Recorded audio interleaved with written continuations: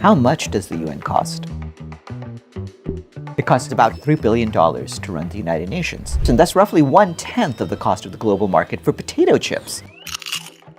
When you divide that amongst the 8 billion people of the world, you have a cost of a little bit less than 40 cents per person per year that the UN operates. And if you add up all of those expenses, regular budget and peacekeeping together, the annual cost on average for every person on the world is about $1.25 per person. So it's about as much as, say, a bag of chips, although chips are actually slightly more expensive than that and slightly worse for you. Where does the United Nations get its money? The United Nations gets its money basically from all of the countries. There's 193 countries in the United Nations. Some of them will pay a little bit more, some of them pay a little bit less. Who sets the amount each country pays? The member states agree on what the percentage each country pays should be, based on a complex formula that includes the size of each country's economy and the size and the responsibilities of the country. You range from a high of 22% for the United States, which pays the most, to a low of 0.001% for the smallest countries.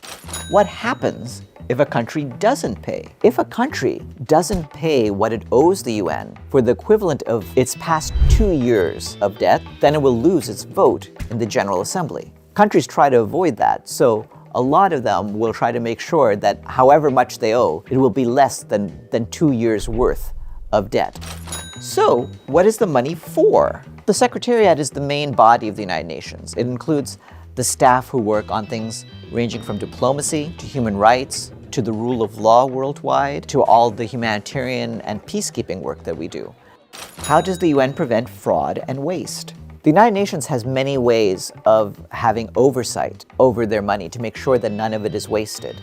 And we do have internal and external auditors. There's groups inside the UN, like the Office of Internal Oversight Services, that investigates any allegations of fraud or corruption. But also, the main way of oversight ultimately is through the member states of the United Nations. They approve the budget and make sure that the expenses that the UN pays match up with our goals. What's the cost of humanitarian operations? Humanitarian relief falls into a few basic categories, but the main ones have to do with food, drinkable water, shelter, and different assets, whether it's mosquito nets in some countries or winterized clothing in others.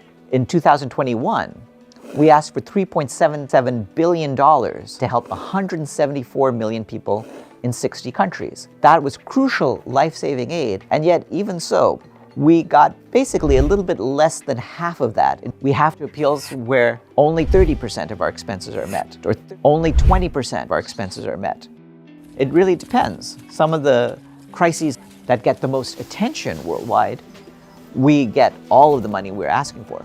But others, in countries that are less in the news daily, get much, much less. We don't see humanitarian aid as simply an expenditure. It's an investment in people, and ultimately, it's much less than the cost of giving up on people.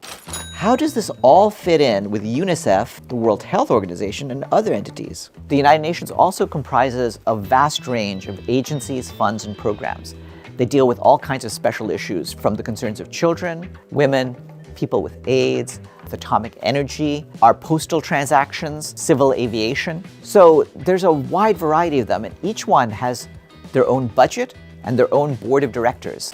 How does the cost of peace compare to the price of war? Certainly, there's trillions of dollars that are spent on the war machines of the world. UN peacekeepers, as many of them as there are, add up to 0.3% of the world's military expenditures. The other 99.7% comes from different member states. The war machines of the world build weapons that are used to kill people. The loss of human life deprives us all. We need to have a better way in life, and the United Nations, through its diplomatic work, its humanitarian work, its work on behalf of human rights, is trying to do what it can to establish a world where money can be spent for things that people really want. That is to say, a life of health, a life in which people are educated, a better life for all of them.